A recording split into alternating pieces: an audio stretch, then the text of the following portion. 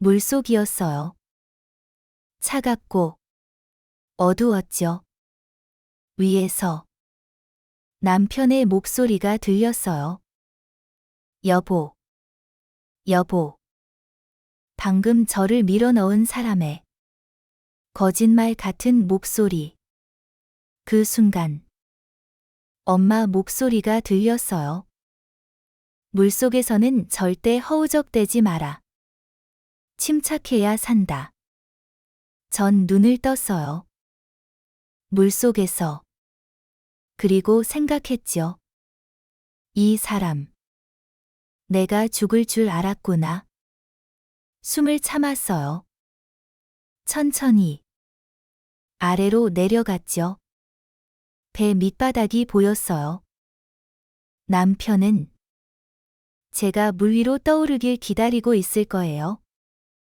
허우적대며 도와달라고 소리치길.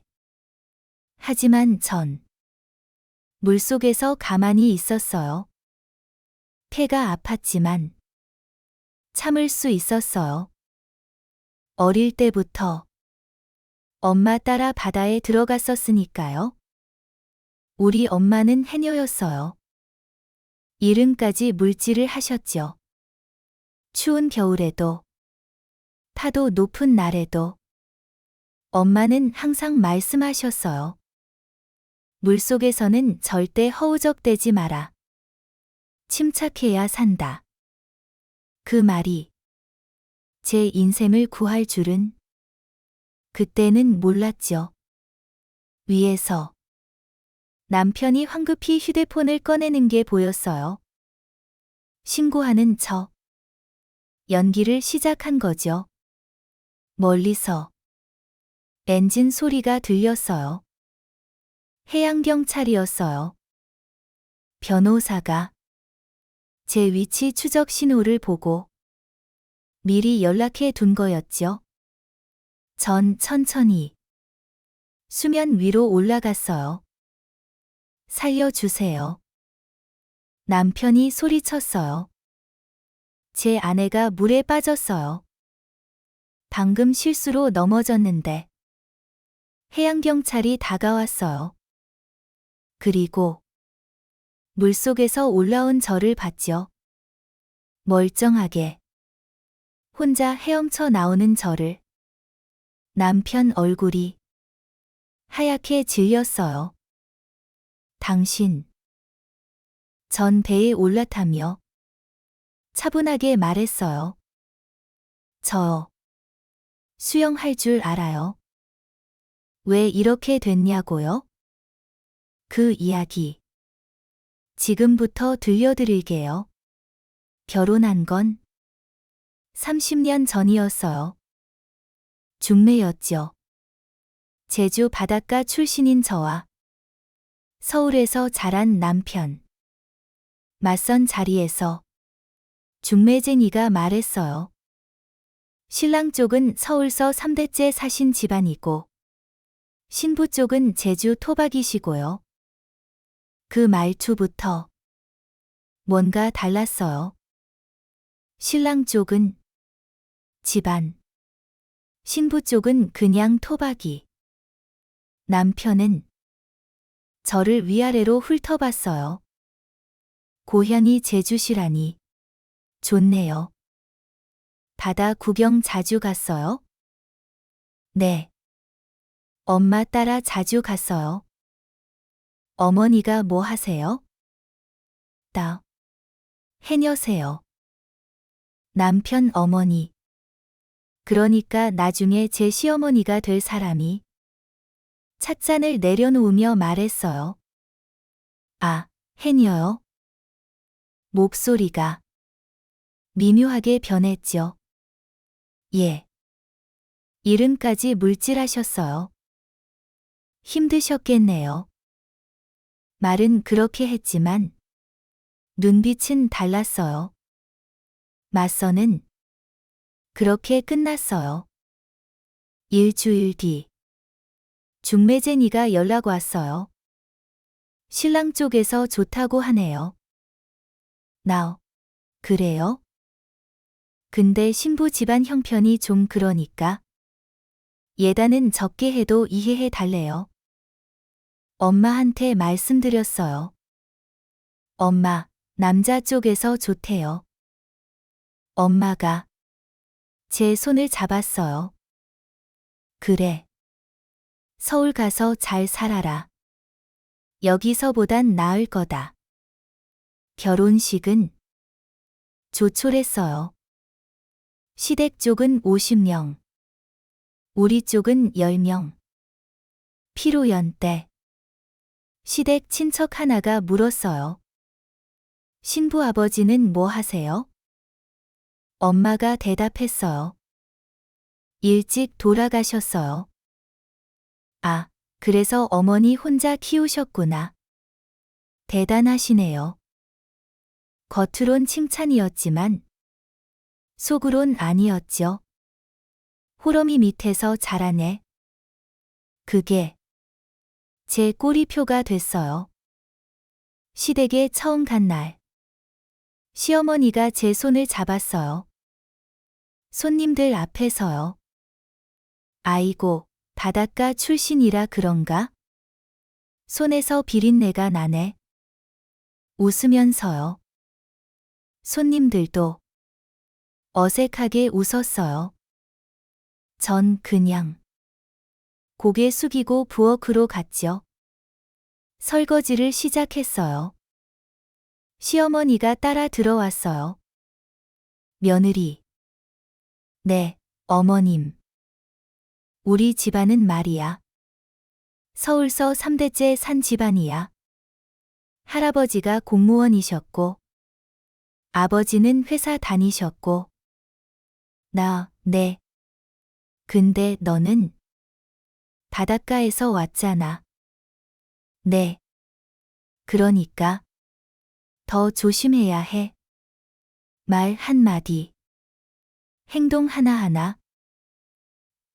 알겠습니다. 우리 집안 망신시키면 안 돼. 그날부터 전 조심했어요. 말 한마디, 행동 하나하나. 결혼 2년째. 시어머니가 물었어요. 며느리, 애는 언제 가질 거야? 노력 중이에요. 노력? 결혼한 지 벌써 2년인데? 명절 때 큰집 큰어머니가 물었어요. 애는 아직이야? 네. 에이, 빨리 낳아야지. 우리 때는 결혼하면 바로 생겼는데. 시어머니가 거들었죠. 며느리가 몸이 좀 약한가 봐요. 병원은 가봤어? 아직이요. 빨리 가봐. 우리 집안은 대대로 자식 복이 많았거든. 며느리가 문제인가 봐. 식탁 위. 젓가락 놓는 소리만 또각또각 들렸어요. 결혼 3년째. 시어머니가 병원 예약을 잡았어요. 내일 산부인과 가자. 네. 병원에서 검사를 받았어요. 결과가 나왔죠. 이상 없으세요. 시어머니 얼굴이 굳었어요. 그럼 왜 애가 안 생기는 거예요? 남편분도 검사 받아 보셨어요? 아니요. 같이 받아 보시는 게 나아. 시어머니가 끊었어요. 우리 아들은 문제 없어요. 집에 와서 남편한테 말했어요. 당신도 검사 한번. 남편이 소리쳤어요. 뭐? 의사 선생님이? 내가 뭐가 문제야? 당신이 문제지. 시어머니도 거들었죠. 우리 아들은 멀쩡해. 며느리 내가 몸을 잘못 만든 거야? 전 입을 다물었어요. 그 후로 검사 이야기는 다시 꺼내지 못했죠. 결혼 5년째. 명절이었어요. 시댁 식구 20명이 거실에 모였죠. 큰아버지가 물었어요. 아직도 애가 없어? 시어머니가 한숨 쉬며 말했어요. 며느리가 몸이 안 좋나 봐요. 큰어머니가 거들었죠. 병원은 다녀? 다녔죠. 근데 시어머니가 말끝을 흐렸어요. 그럼 다들 알아듣죠. 며느리가 문제구나. 전 부엌에서 설거지를 했어요. 손님들 목소리가 새어 들어왔어요. 에휴, 대를 못 잇겠네. 바닷가 출신이라 그런가? 호러미 밑에서 자라서 몸이 약한가 봐. 눈물이 났지만 참았어요. 접시에 눈물 떨어질까 봐. 결혼 7년째. 남편이 사업한답시고 돈을 빌렸어요. 친구랑 같이 하는 거야? 1년만 있으면 대박 난다니까. 1년 비. 친구는 잠적했고 빚만 5천만 원 남았어요. 남편은 집에 누워서 한숨만 쉬었죠. 나도 이럴 줄 몰랐어. 친구가 날 속인 거야? 시어머니는 아들한테 이불을 덮어주며 말했어요. 우리 아들, 고생 많았다. 세상 사람들이 나빠서 그래? 그날부터 전 새벽 5시에 일어나 식당 일을 시작했어요. 설거지, 청소, 홀 서빙. 하루 12시간씩 일했죠. 한 달에 150만 원. 그걸로 빚을 갚기 시작했어요. 남편은요. 집에 누워서 TV만 봤어요. 시어머니는 그런 아들한테 과일을 깎아줬죠. 아들아, 힘들지? 조금만 참아. 며느리가 벌어올 거야. 전 찬물로 세수하고 다시 일터로 나갔어요. 6년이 걸렸어요. 결혼 13년째. 빚을 다 갚았죠. 그날 집에 와서 통장을 봤어요. 잔액 17만 원. 6년 동안 제가 번 돈 전부가 빚 갚는 데 들어갔어요. 남편은요. 그 사이에 취직을 2번 했다가 2번 다 그만뒀죠. 회사가 나랑 안 맞아. 시어머니는 그런 아들을 감쌌어요. 요즘 회사들이 다 그래? 아들 잘못이 아니야? 전 여전히 식당에서 일했어요. 빚은 다 갚았지만 일을 그만둘 수 없었거든요. 남편이 돈을 안 버니까요. 생활비는 제가 벌어야 했어요. 시어머니 용돈도 제가 드려야 했고요. 결혼 15년째. 전 식당에서 넘어졌어요.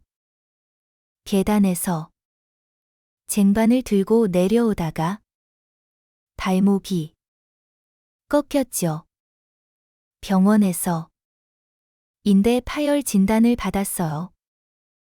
한 달은 푹 쉬셔야 해요. 집으로 돌아왔어요. 시어머니가 물었어요. 한 달? 그럼 일은 어떡하고? 죄송해요. 에휴. 쓸모없게. 남편은 아무 말도 하지 않았어요. 전 깁스한 발을 질질 끌며 다음 날부터 다시 출근했죠. 사장님이 말렸어요. 언니, 그러다 더 다쳐요. 괜찮아요. 일해야 돼요. 왜요? 집에서 쉬라고 안 해요? 집안 사정이 있어요. 사장님이 한숨을 쉬었어요. 결혼 23년째. 시어머니가 쓰러졌어요. 뇌경색이었죠.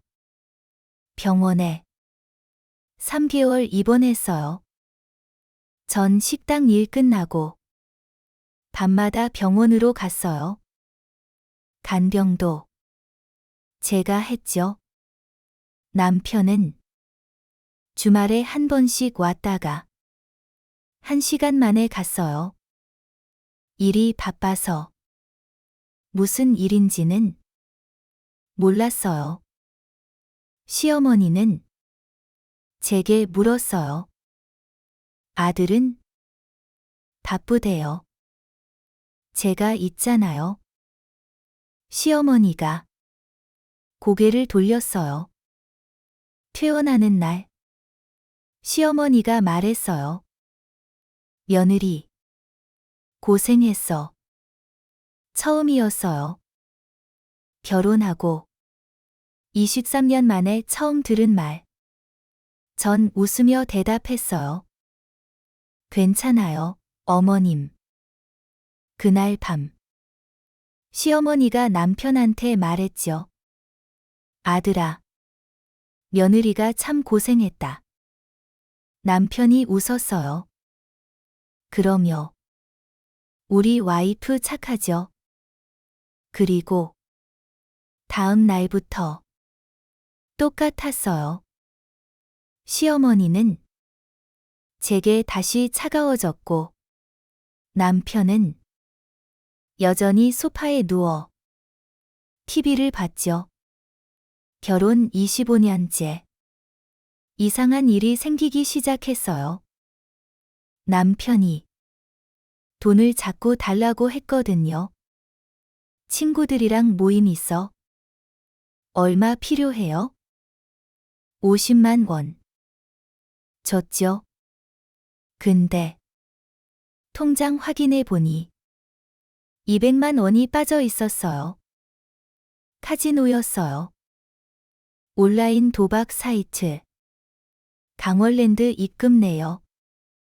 심장이 내려앉았어요. 또 빚 지는 거 아니야? 그날부터 통장을 정리하기 시작했어요. 몰래요. 남편 몰래.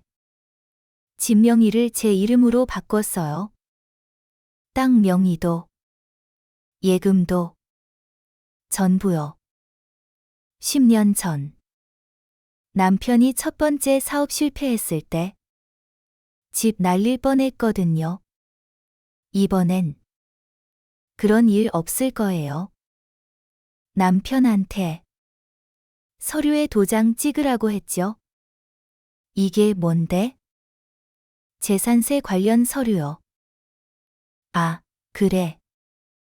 묻지도 않고 도장 찍었어요.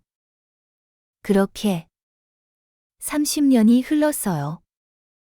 30년 동안 전 단 하루도 쉬지 못했어요.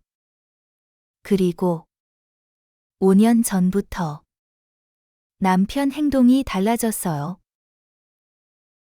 샤워를 자주 하기 시작했어요. 하루에 2번, 3번씩. 예전엔 이틀에 1번도 귀찮아하던 사람이 옷도 신경 쓰기 시작했죠. 이 셔츠 어때? 다 좋은데요? 색깔이 좀 촌스러운 거 아니야? 결혼하고 30년 동안 한 번도 안 물어봤던 말이었어요. 외출이 잦아졌어요. 친구 만나고 온다. 주말마다 나갔죠. 토요일 오후에 나가서 밤 11시에 들어왔어요. 어디 갔다 와요? 친구들이랑 술 먹었어. 누구요? 남편이 짜증을 냈어요. 당신이 알아서 뭐 해? 친구 만나는 것도 보고해야 돼? 예전엔 그냥 응 하고 대답도 안 했는데 이젠 화를 냈어요. 뭔가 숨기는 게 있는 사람처럼. 어느 날 빨래를 하다가 남편 바지 주머니를 확인했어요. 습관이었죠. 그런데 뭔가 만져졌어요. 꺼내 봤어요. 카지노 칩. 강월랜드 것이었죠. 5만 원짜리. 2개. 손이 떨렸어요. 또 도박이구나. 저녁에 남편한테 물었어요. 이게 뭐예요? 칩을 내밀었죠. 남편 얼굴이 굳었어요. 난 어디서 났어? 바지 주머니에서요. 아, 그거. 남편이 웃었어요. 친구가 장난으로 준 거야? 장난으로 10만 원짜리를요? 응. 기념품처럼. 거짓말이었어요. 눈빛이 흔들렸거든요. 당신 또 도박해요? 남편이 소리쳤어요. 당신이 뭔데 내 생활에 참견이야. 내 돈으로 뭘 하든 내 맘이지. 시어머니가 거실에서 나왔어요. 왜들 그래? 어머니, 남편이 또 도박을. 따하. 시어머니가 끊었어요. 며느리가 남편한테 뭘 그렇게 따져? 남자들은 원래 그런 거야? 스트레스 풀려고 그러는 건데. 하지만 어머니. 그만해. 넌 집안일이나 신경 써. 전 입을 다물었어요. 그리고 더 조심스럽게 관찰하기 시작했죠. 남편의 외출 패턴. 돈 쓰는 내역. 통화 시간. 전부 기록했어요. 석 달 전부터 더 노골적이었어요. 남편이 향수를 뿌리기 시작했거든요. 낯선 냄새였어요. 달콤하고 여자 향수 같은. 향수 새로 샀어요? 응. 백화점에서. 언제요? 나 친구랑 갔을 때. 남편은 30년 동안 향수 한 번 안 뿌렸어요. 그런 사람이 갑자기 향수를 뿌린다고요?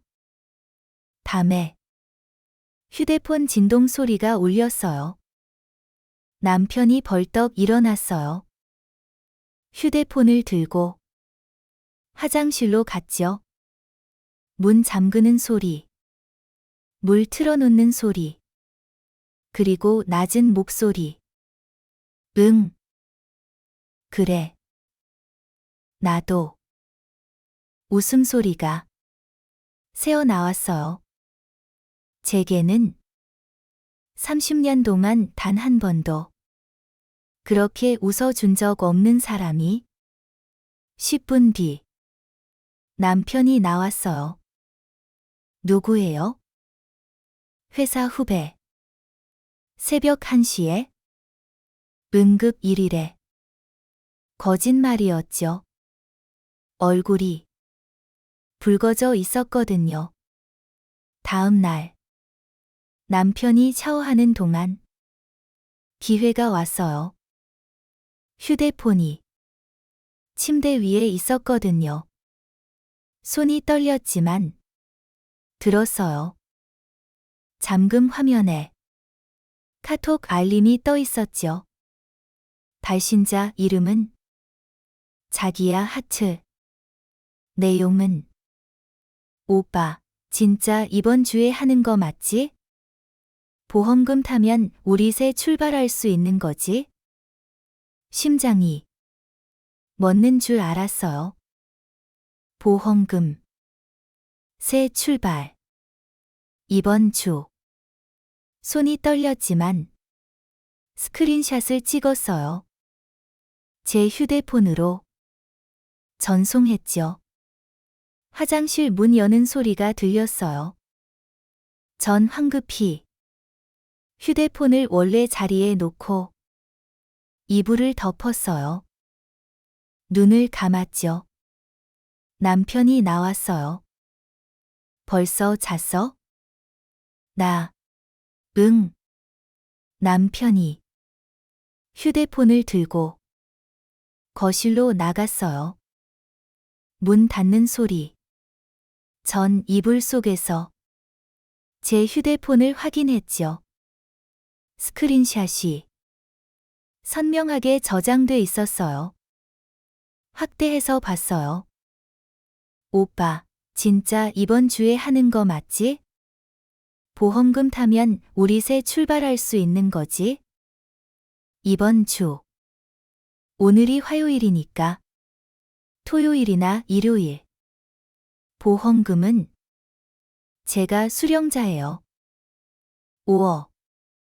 그럼 남편이 날 죽이려는 거구나. 공포가 밀려왔어요. 손이 얼음장처럼 차가웠죠. 잠이 오지 않았어요. 새벽까지 천장만 봤어요. 다음 날 아침 남편이 출근하자마자 전 움직였어요. 변호사 사무실. 예약도 없이 찾아갔죠. 급한 상담 건인데요. 접수 직원이 이상하다는 듯 저를 봤지만 변호사가 나왔어요. 나이 지긋한 여자 변호사였죠. 상담실에 앉았어요. 어떤 일이세요? 전 휴대폰을 꺼냈어요. 스크린샷을 보여줬죠. 변호사 얼굴이 굳었어요. 이게 남편분이 받은 메시지입니까? 네. 보험금은 얼마나 됩니까? 5억이요. 제가 수령자예요. 변호사가 안경을 벗었어요. 부인. 목소리가 낮아졌죠. 이건 단순 외도가 아닙니다. 살인 기도 가능성도 염두에 두셔야 해요. 알고 있었어요. 하지만 입 밖으로 나오니 더 무서웠죠. 어떻게 해야 돼요? 증거를 더 확보하셔야 합니다. 변호사가 메모지에 뭔가를 적었어요. 대화 내용, 만남 정황, 금전 거래 내역, 그리고 가능하면 녹음.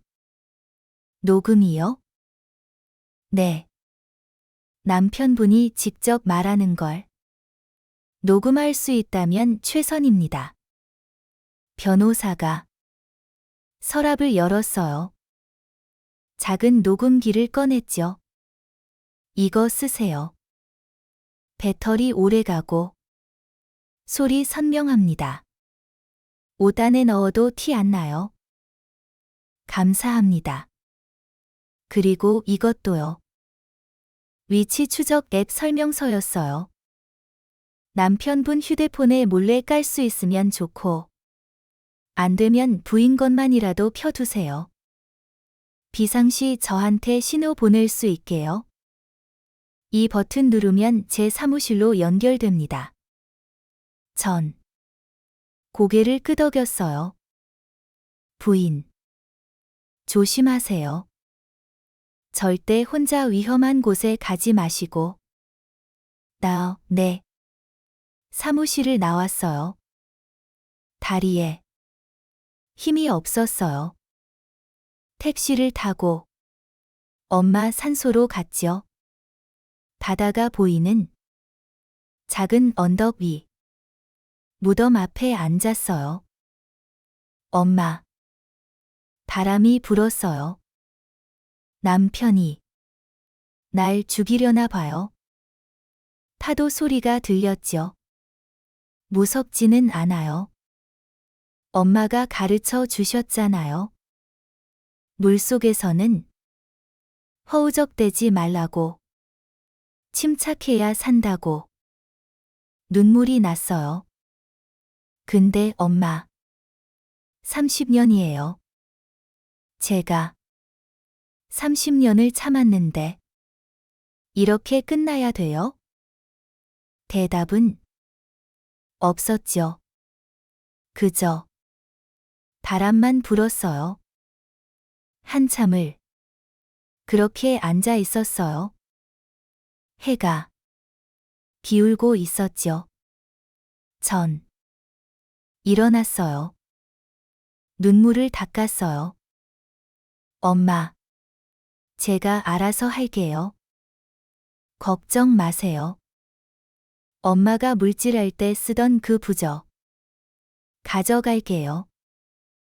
집으로 돌아왔어요. 남편은 아직 안 들어왔고요. 전 방에 들어가서 서랍을 열었어요. 엄마 유품 상자. 그 안에 작은 부적이 있었어요. 물질할 때 몸에 지니고 다니던 거였죠. 손에 쥐었어요. 따뜻했어요. 그날 밤 준비를 시작했어요. 녹음기, 위치 추적 앱, 변호사 비상 연락처, 엄마 부적, 가방에 하나씩 넣었죠. 보험 증서도 꺼냈어요. 남편이 제 동의도 없이 가입한 거였어요. 그때는 사랑인 줄 알았죠. 만약을 대비해서 그렇게 말했었거든요. 근데 만약이 이거였구나. 전 보험 증서를 복사했어요. 원본은 서랍에, 복사본은 변호사 사무실에 보냈죠. 등기로요. 일주일이 지났어요. 남편은 계속 평소처럼 행동했어요. 출근하고, 퇴근하고, TV 보고. 하지만 밤마다 휴대폰을 들고 화장실에 갔죠. 웃음소리가 새어나왔어요. 저는 그 일주일 동안 마지막 준비를 했어요. 통장 사본, 집 등기부, 땅 문서, 전부 복사해서 안전한 곳에 보관했죠. 만약을 위해서요. 어느 수요일 오후였어요. 남편이 웃으며 말했어요. 여보. 뭔가 달랐어요. 목소리가요. 네. 요즘 내가 당신한테 소홀했지? 미안해. 귀를 의심했어요. 네. 아니에요. 아니야. 미안해. 이번 주말에 우리 바다 보러 가자. 심장이 빨리 뛰었어요. 바다요? 응. 당신 고향 바다 좋잖아. 오랜만에 우리 둘이서. 이번 주말. 카톡에 있던 그 말. 진짜 이번 주에 하는 거 맞지? 딱. 좋아요. 웃으며 대답했어요. 남편도 웃었죠. 그래. 오랜만에 좋은 시간 보내자. 네. 남편이 제 어깨를 툭 쳤어요. 오랜만에 좋은 시간 보내자. 그리고 거실로 나갔어요. 전 부엌에 서서 손을 봤어요. 떨리지 않았어요. 이상하게 침착했죠. 그날 밤 가방을 다시 확인했어요. 녹음기, 위치 추적 앱이 깔린 휴대폰, 변호사 비상 연락처, 엄마 부적, 그리고 수영복. 30년 만에 꺼낸 거였어요. 준비는 끝났어요. 이틀 뒤, 토요일 아침이 왔어요. 남편이 일찍 일어났어요. 평소엔 주말이면 낮까지 자는 사람이 여보, 일어나. 일찍 출발해야지. 목소리가 들떠 있었어요. 전 일어나서 세수를 했죠. 거울 속 제 얼굴을 봤어요. 창백했지만 눈빛은 흔들리지 않았어요. 가방을 챙겼어요. 남편이 물었어요. 뭐 그렇게 많이 챙겨? 선크림이요. 바다 가면 햇빛 강하잖아요. 그래. 잘 챙겨. 남편이 웃었어요. 시어머니가 거실에서 나왔어요. 어디가? 바다 좀 보고 올게요. 어머니. 그래. 시어머니는 별 관심 없다는 듯 다시 방으로 들어갔어요. 차에 탔어요. 남편이 시동을 걸었죠. 날씨 딱 좋다. 창밖을 봤어요. 하늘은 맑았어요. 바람도 없었죠. 배 타기 딱 좋은 날씨. 차가 출발했어요. 해안도로를 따라 달렸죠. 남편의 손이 제 손 위에 올려졌어요. 오랜만에 좋은 시간 보내자. 차갑고 축축했어요. 전 그 손을 가만히 내려다봤어요. 이 손이 날 밀어넣을 손이구나. 가방 속 녹음기 버튼을 눌렀어요. 이제부터 나오는 모든 말이 증거가 될 거예요. 1시간쯤 지났을까요? 작은 선착장에 도착했어요. 사람이 별로 없었죠. 주말인데도 한산했어요. 여기는 어떻게 알았어요? 친구가 알려줬어. 배 빌리기 좋다고. 남편이 차에서 내렸어요. 전 휴대폰을 확인했죠. 위치 추적 앱. 작동 중. 변호사 사무실로. 신호 전송 완료. 가방을 메고 차에서 내렸어요. 선착장은 정말 조용했어요. CCTV도 보이지 않았죠.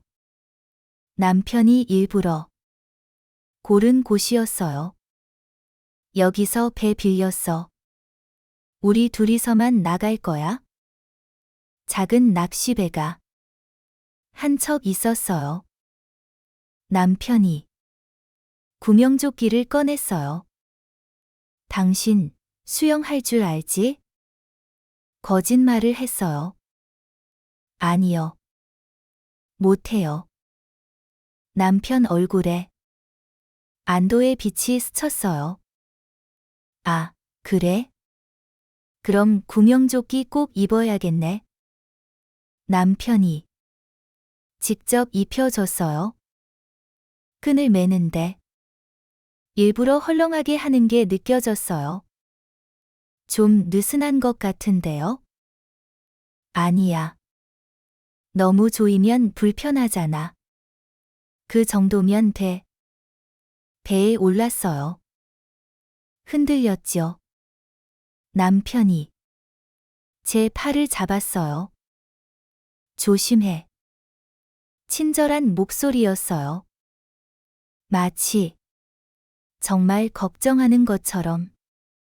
남편이 시동을 걸었어요. 엔진 소리가 요란했죠. 배는 천천히 육지에서 멀어졌어요. 뒤를 돌아봤어요. 선착장이 점점 작아졌죠. 5분쯤 지났을까요? 주변에 다른 배가 보이지 않았어요. 남편이 시동을 껐어요. 갑자기요. 여기가 딱 좋겠다. 목소리가 달라져 있었어요. 뭐가요? 남편이 저를 봤어요. 그 눈빛을 평생 잊을 수 없을 거예요. 차갑고 낯설었죠. 당신 말이야. 당신 나한테 미안한 거 없어?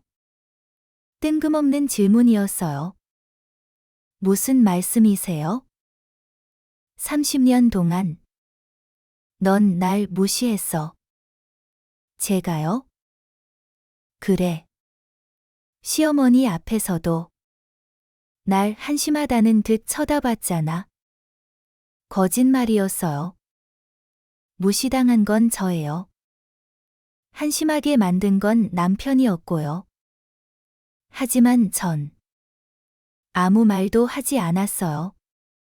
남편이 한 걸음 다가왔어요. 배가 흔들렸죠.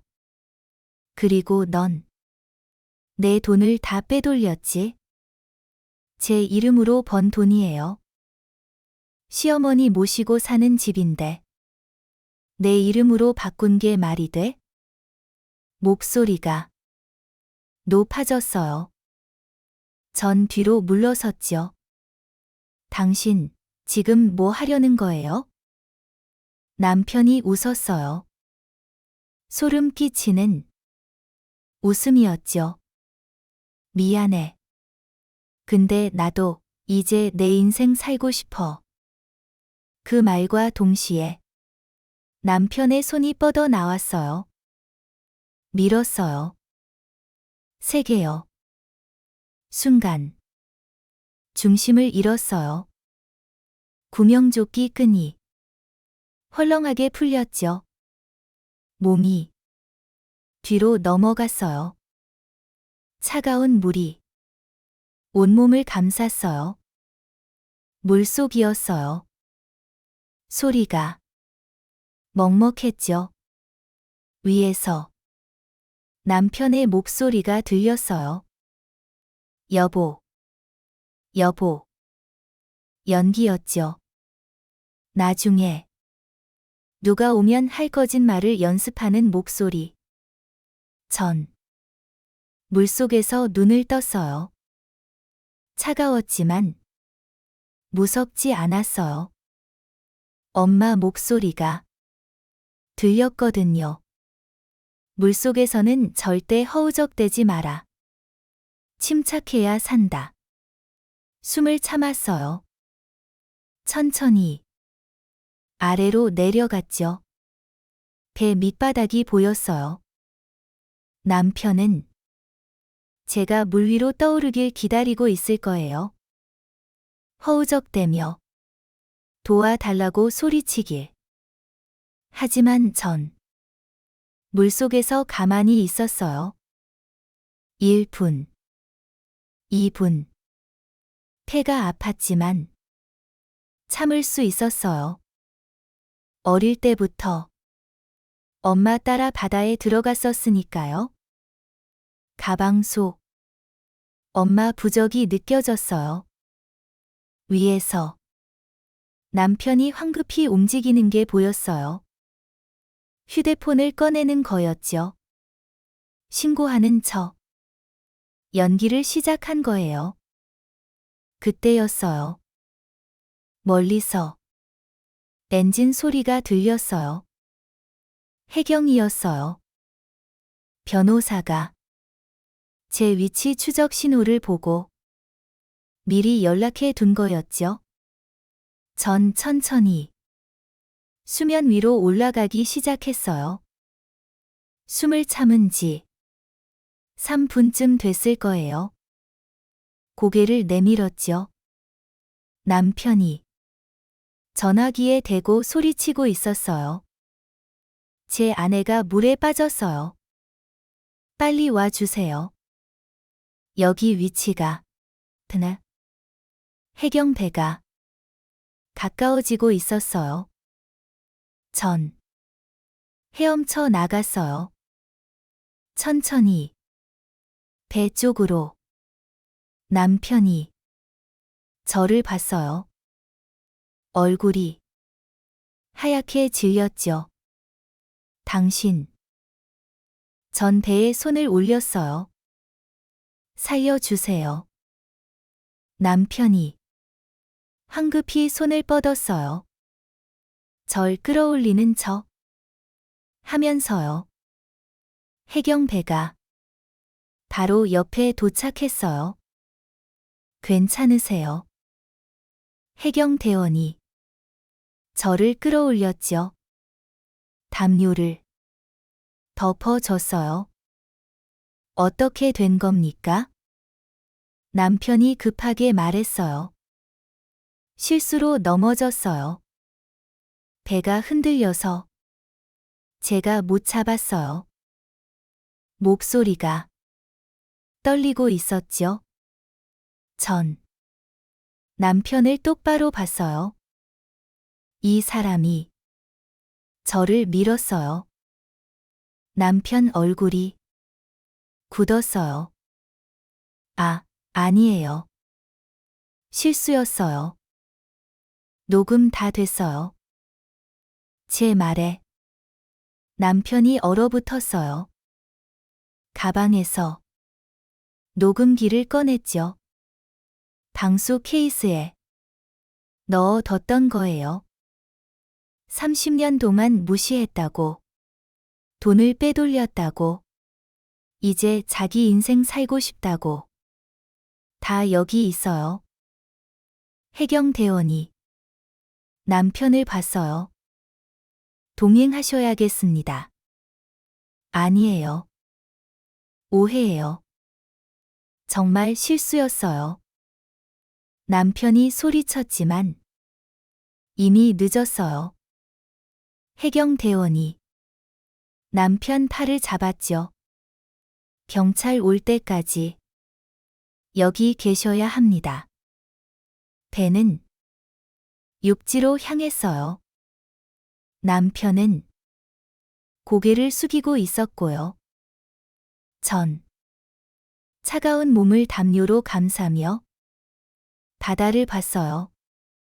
파도가 일렁이고 있었죠. 엄마, 저 살았어요.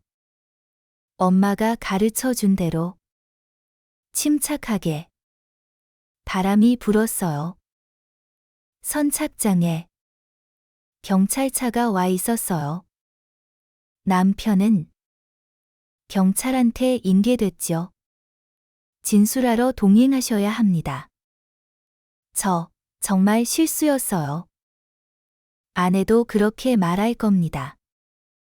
경찰이 저를 봤어요. 부인, 사실대로 말씀해 주세요. 전 천천히 말했어요. 남편이 저를 밀었습니다. 일부러요. 남편이 소리쳤어요. 당신, 지금 뭐 하는 거야? 경찰이 수첩을 꺼냈어요. 증거가 있습니까? 녹음기를 건넸죠. 여기 다 녹음돼 있습니다. 그리고 이것도요. 휴대폰을 꺼냈어요. 남편과 상간녀의 카톡 대화 스크린샷. 보험금 타면 우리 새 출발할 수 있는 거지? 경찰 얼굴이 굳었어요. 보험금이요? 5억입니다. 제가 수령자예요. 경찰이 남편을 봤어요. 남편은 말이 없었어요. 그저 고개만 떨구고 있었죠. 일단 서해 가시죠. 자세한 조사가 필요합니다. 남편은 경찰차에 실렸어요. 전 구급차에 실렸죠. 문이 닫히기 전 남편과 눈이 마주쳤어요. 남편은 저를 보고 있었어요. 믿을 수 없다는 그런 표정으로 전 고개를 돌렸어요. 구급차가 출발했어요. 창밖으로 바다가 보였죠. 엄마, 이제 시작이에요. 병원에서 검사를 받았어요. 다행히 이상 없으세요. 체온만 좀 낮으니 따뜻하게 하시고 푹 쉬세요. 감사합니다. 병실에 혼자 누워 있었어요. 핸드폰이 울렸죠. 시어머니였어요. 닿지 않았어요. 다시 울렸어요. 또 시어머니. 세 번째, 네 번째. 계속 울렸죠. 결국 받았어요. 여보세요. 며느리야. 소리가 터져 나왔어요. 우리 아들이 지금 어디 있는지 알아? 경찰서래. 경찰서. 네. 내가 다야? 당장 와서 오해 풀어. 우리 아들이 무슨 짓을 했다는 거야? 오해가 아니에요. 뭐? 남편이 저를 밀었어요. 죽이려고요. 전화기 넘어 침묵이 흘렀어요. 나 미쳤구나. 며느리가 진짜 미쳤어. 어머니, 전 지금 병원에 있어요. 끊을게요. 야, 며느리야. 전화를 끊었어요. 그리고 핸드폰을 껐죠. 다음 날 아침 퇴원했어요. 경찰서로 바로 갔죠. 진술을 해야 했거든요. 조사실에 앉았어요. 형사가 녹음 파일을 들려줬어요. 남편 목소리가 또렷했죠. 나도 이제 내 인생 살고 싶어. 형사가 물었어요. 이 말하고 바로 밀었습니까? 네. 구명조끼는요? 끈을 일부러 헐렁하게 해줬어요. 형사가 한숨을 쉬었어요. 보험금 관련 대화 내역도 있고, 녹음 파일도 있고, 해경 구조 기록도 있습니다. 살인 미수. 확실해 보입니다. 네. 수고하셨습니다. 필요하면 다시 연락드리겠습니다. 조사실 밖으로 나왔어요. 복도 의자에 시어머니가 앉아 있었어요. 얼굴이 새하얗게 질려 있었죠. 저를 보자마자 달려왔어요. 며느리. 어머님. 우리 아들이 무슨 짓을 한 거야? 설마 진짜 그런 게 아니겠지? 전 대답하지 않았어요. 시어머니가 제 팔을 잡았어요. 아니라고 해봐. 착오였다고 해봐. 내가 잘못 본 거라고. 놓으세요. 며느리야. 우리 아들이 감옥 가면 어떡해. 80평생 키운 아들인데. 전 시어머니 손을 떼어냈어요. 30년 참고 산 며느리는요? 시어머니가 멈칫했어요. 넨 뭐 비린내 난다고 하셨죠? 첫날부터요. 손님들 앞에서, 친척들 앞에서 매번 그렇게 말씀하셨어요.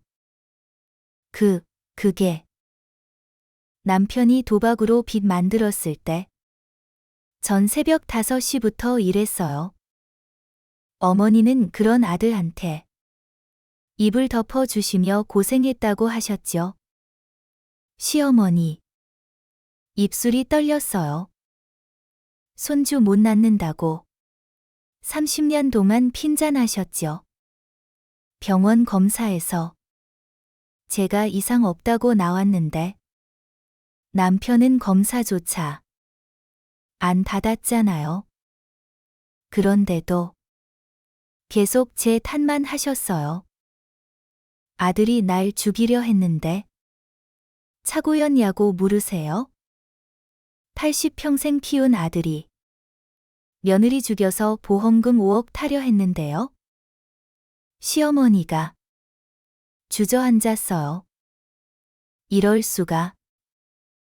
전 돌아서서 경찰서를 나왔어요. 뒤에서 시어머니 우는 소리가 들렸지만 돌아보지 않았어요. 사흘 뒤 구속영장이 청구됐어요. 남편은 살인 미수 혐의로 구치소에 수감됐죠. 그날 저녁 시어머니가 집에 찾아왔어요. 초인종을 연신 눌렀어요. 며느리야. 문 좀 열어봐. 우리 아들 좀 살려줘. 전 문을 열지 않았어요. 현관문 앞에 서서 가만히 들었죠. 제발 합의해줘. 내가 잘못했어. 우리 아들 감옥 보내지 마. 목소리가 점점 작아졌어요. 1시간쯤 지났을까요? 밖이 조용해졌어요. 문구멍으로 살짝 봤어요. 시어머니가 바닥에 주저앉아 있었죠.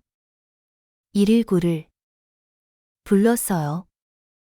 여기 사람이 쓰러졌어요. 구급대원들이 시어머니를 옮겼어요. 전 따라가지 않았어요. 문을 닫고 집으로 들어왔죠. 며칠 뒤 병원에서 연락이 왔어요. 보호자분이신가요? 며느리예요. 환자분. 과로와 쇼크 진단받으셨습니다.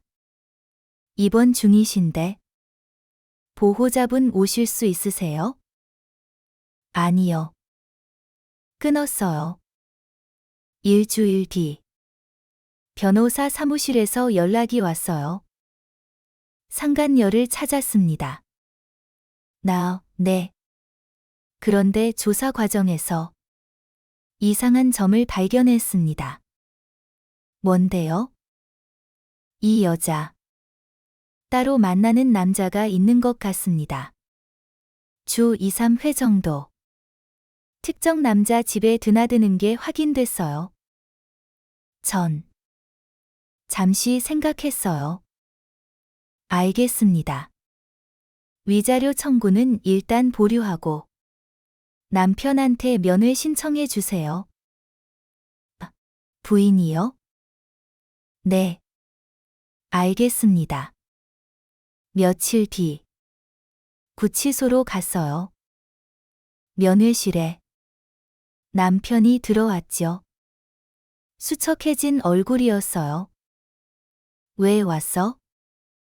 놀란 표정이었죠. 전 앉았어요. 할 말이 있어서요. 당신, 그 여자애가 정말 당신 애 맞아요? 남편 얼굴이 굳었어요. 무슨 소리야? 산부인과에서 저는 아무 문제 없다고 했어요. 30년 동안. 그런데 당신은 검사 한 번 안 받았잖아요. 갑자기 애가 생겼다는 것도 이상하고. 남편이 소리쳤어요. 당신 지금 뭐 하는 거야? 전 침착하게 말했어요. 그 여자 따로 만나는 남자 있던데요. 일주일에 2~3번씩. 그 남자 집에 드나들어요. 잘 확인해 보세요. 그리고 일어났어요. 뒤도 돌아보지 않고 나왔죠. 면회실 문을 나서는데 뒤에서 남편이 소리치는 게 들렸어요. 당신. 전 그냥 걸어 나왔어요. 며칠 뒤 변호사에게서 연락이 왔어요. 남편 측 변호사가 친자 감별 검사 요청했습니다. 그래요?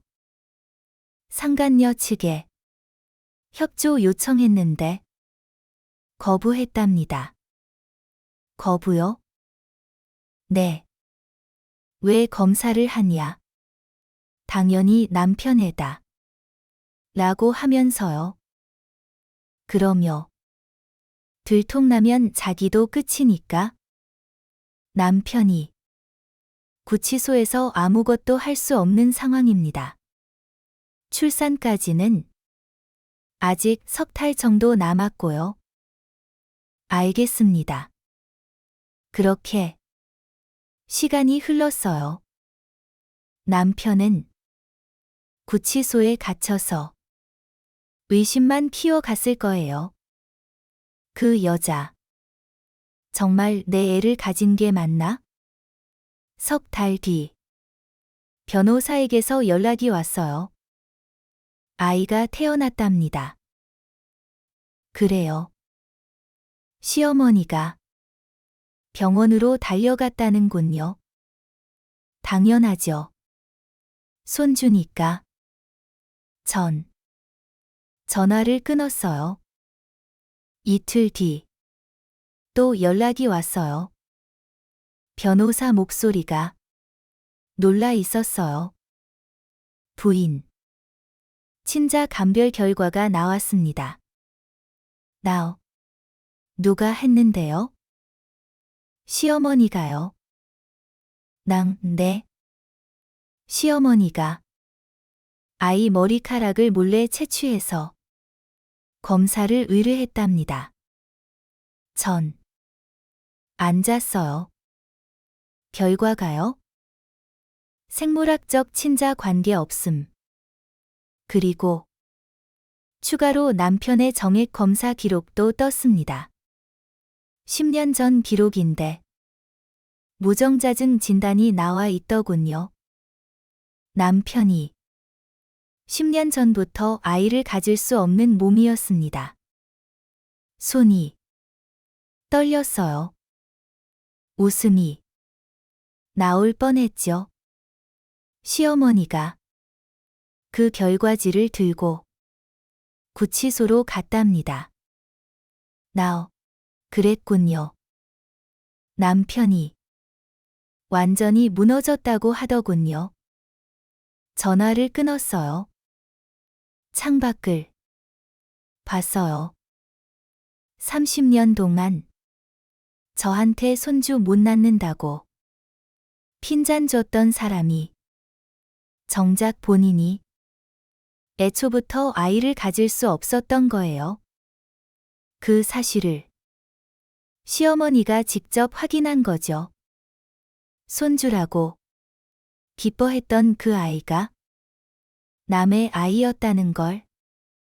이틀 뒤 남편 측 변호사에게서 연락이 왔어요. 의뢰인이 많이 힘들어하고 있습니다. 그래서요? DNA 검사 결과를 받고 충격이 큽니다. 그리고 본인의 불임 사실도 알게 됐고요. 그건 10년 전부터 알 수 있었던 건데요. 검사만 받았어도 변호사가 말이 없었어요.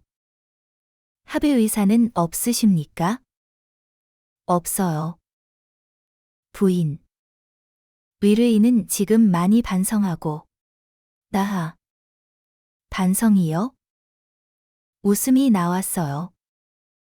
저를 바다에 밀어넣고 죽을 때까지 기다렸던 사람이 지금 와서 반성한다고요? 끊을게요. 전화를 끊었어요. 그날 밤 시어머니가 찾아왔어요. 이번엔 조용했어요. 초인종을 한 번만 눌렀죠. 문을 열었어요. 시어머니는 많이 늙어 있었어요. 들어오세요.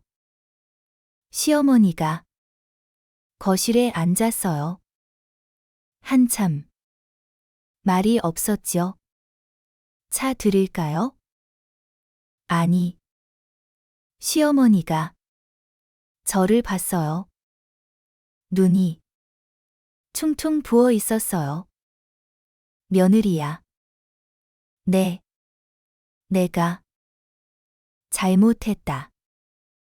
그 말이 30년 만에 처음 나왔어요. 비린내 난다고 한 거. 바닷가 출신이라고 무시한 거. 아들만 편들고 너한텐 매번. 나. 목소리가 떨렸어요. 미안하다. 전 아무 말도 하지 않았어요. 근데 며느리야. 그래도 우리 아들 한 번만 용서해줘. 내가 무릎 꿇을게. 시어머니가 정말 무릎을 꿇으려 했어요. 전 말했어요. 하지 마세요. 며느리야. 어머니. 전 시어머니를 봤어요. 30년 동안 겉으론 며느리라고 부르시면서 뒤에선 바닷가 출신. 그년 저거 그렇게만 말씀하셨잖아요. 시어머니가 입술을 떨었어요. 손주 못 낳는다고 매번 저 탓만 하셨죠. 정작 아들이 불임이었는데요. 아, 나도 몰랐어. 손주라고 기뻐했던 그 아이. 남의 아이였잖아요. 어머니가 직접 확인하셨죠? 시어머니가 울먹였어요. 응. 그 결과 아들한테 보여줬죠? 그래. 아들. 뭐래요? 시어머니가 고개를 숙였어요. 아무 말도 안 했어. 그냥 울기만 하더라. 전 침착하게 말했어요. 어머니, 이 집 누구 명의인지 아세요? 넨 뭐? 땅도요. 통장도요. 다 제 명의예요. 시어머니. 얼굴이 굳었어요. 15년 전에 남편이 도박으로 집 날릴 뻔했을 때 제가 다 제 이름으로 바꿨어요. 어머니 몰래요. 그게 무슨... 어머니 사시는 집도 제 명의예요. 시어머니가 얼어붙었어요. 어머니한테 들을 게 없어요. 법적으로도, 감정적으로도요. 시어머니가 벌떡 일어났어요. 이 집이 내 거라고? 내가 50년 산 집이. 네. 제 돈으로 지킨 집이니까요. 너, 진짜. 시어머니 손이 올라왔어요. 하지만 내려오지 않았어요. 전 그 손을 가만히 봤어요. 때리세요. 네, 뭐. 그럼 폭행으로 신고할게요. 시어머니 손이 떨렸어요. 너. 돌아가세요, 어머니. 며느리야. 어머니. 앞으로 요양원 들어가실 거예요. 뭐. 다음 주에. 자리 알아봤어요. 어머니 연금으로 충분히 사실 수 있는 곳이에요. 요양원? 나보고 요양원 가라고? 네. 이 집은 제 집이에요. 시어머니가 소리쳤어요. 너 진짜 이럴 거야? 내가 우리 집안에 뭘 했다고?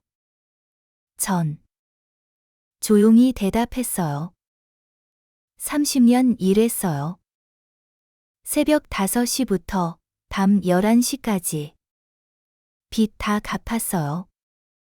집 지켰어요. 땅 지켰어요. 근데 제가 뭘 했냐고 물으세요? 시어머니. 얼굴이 하얗게 질렸어요. 나가 주세요. 며느리야. 안 나가시면 경찰 부를게요. 시어머니는 비틀거리며 일어났어요. 현관문을 나서며 돌아봤죠. 너 후회할 거야? 전 대답하지 않았어요. 문을 닫았죠. 혼자 남은 거실은 조용했어요. 창밖으로 해가 지고 있었어요. 석 달이 지났어요. 시어머니는 요양원에 들어갔어요. 마지막까지 전화로 소리를 질렀죠. 내가 뭘 잘못했는데. 아들 감옥 가고 나는 요양원 가고. 전 그 전화를 받지 않게 됐어요. 요양원 측에서 정기 보고만 받았죠. 어머님, 잘 지내고 계십니다. 감사합니다. 남편은 면회 신청을 계속 넣었어요. 안 갔어요. 변호사가 물었어요. 한 번쯤은 다녀오시는 게. 왜요? 법적으론 아직 부부시잖아요. 이혼 소송 진행해 주세요. 지금요? 네. 더 늦기 전에요. 재판 날짜가 잡혔어요. 법정에 들어갔죠. 남편이 수갑 찬 채로 앉아 있었어요. 수척해진 얼굴이었어요. 저를 보지 못했죠. 재판이 시작됐어요. 검사가 증거를 제출했어요. 녹음 파일, 카톡 대화, 해경 구조 기록, 보험금 수령자 변경 내역.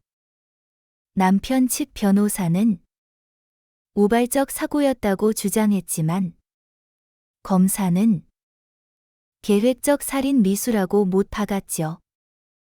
피고는 보험금 5억 원을 목적으로 배우자를 살해하려 했습니다. 구명조끼 끈을 일부러 헐렁하게 하고 사람 없는 바다로 데려가 밀어 넣었습니다. 명백한 계획 살인입니다. 방청석에 시어머니가 앉아 있었어요. 고개를 숙이고 있었죠. 판사가 물었어요. 피고인, 취후 진술하시겠습니까? 남편이 일어났어요. 저는 목소리가 갈라졌어요. 제가 미쳤던 것 같습니다. 아내한테 정말 미안합니다. 전 그 말을 가만히 들었어요. 30년을 함께 산 사람을 제가 어떻게... 피고인. 판사가 끊었어요. 진술은 간결하게 해 주십시오. 남편이 고개를 숙였어요. 잠시 후 판결이 나왔어요. 피고인을 징역 7년에 처한다. 방청석에서 시어머니 울음소리가 터졌어요. 전 조용히 법정을 나왔어요. 복도에서 남편과 마주쳤어요. 호송되어 가는 중이었죠. 남편이 저를 봤어요. 따아, 여보. 전 걸음을 멈췄어요. 미안해. 남편이 말했어요. 정말 미안해. 전 아무 말도 하지 않았어요. 그냥 지나쳤죠. 뒤에서 남편이 소리쳤어요. 당신. 전 뒤돌아보지 않았어요. 그대로 법원을 나왔어요. 햇살이 따뜻했어요. 이혼 소송은 빠르게 진행됐어요. 살인 미수범과의 혼인 관계 유지는 법원도 인정하지 않았으니까요. 한 달 뒤 판결문을 받아 들었어요. 이혼 확정. 법원을 나와서 하늘을 봤어요. 구름이 천천히 흘러가고 있었죠. 30년이 끝났어요. 그날 오후 엄마 산소에 갔어요. 무덤 앞에 앉아서 한참을 바다를 봤죠. 엄마. 끝났어요. 바람이 불었어요. 물속에서 침착하라고 하셨죠. 덕분에 살았어요. 이제 저도 제 인생 살게요. 파도 소리가 들렸어요. 엄마가 물질하던 그 바다. 저도 이제 매일 볼 거예요. 엄마 옆에서요. 눈물이 났어요. 보고 싶어요, 엄마. 바람이 세게 불었어요. 마치 대답하는 것처럼. 석 달 뒤. 전 제주로 내려왔어요. 엄마가 살던 마을 근처에 작은 카페를 열었죠. 바다가 보이는 곳이었어요. 간판을 달았어요. 해녀의 딸. 손님이 많진 않았지만 조용했어요. 매일 아침 바다를 봤어요. 엄마가 물질하던 그 바다요. 어느 오후 낯선 번호로 전화가 왔어요. 여보세요? 나야. 남편이었어요. 면회 한 번만 와봐. 할 말 없어요. 제발. 딱 한 번만. 끊으려다가 멈췄어요. 뭐 하려고요? 사과하고 싶어. 이미 늦었어요. 알아. 그래도. 한참. 침묵이 흘렀어요. 안 가요. 그래. 전화가 끊겼어요. 창밖으로 바다가 보였어요. 손님 하나가 커피를 마시며 물었어요. 사장님, 여기 경치 정말 좋네요. 네. 제가 제일 좋아하는 자리예요. 여기서 계속 사실 거예요? 네. 좋겠다. 평화로워 보여요. 전 웃었어요. 감사합니다. 해가 천천히 지고 있었어요. 바다는 고요했어요. 파도가 일렁이고 있었죠. 전 창밖을 보며 커피를 마셨어요. 엄마, 이제 괜찮아요. 30년 참았어요. 이제 자유예요. 바람이 불었어요. 따뜻했어요. 오늘 이야기 어떠셨나요? 끝까지 들어주셔서 정말 고맙습니다. 이런 사연이 좋으셨다면 구독과 좋아요로 함께 해주세요.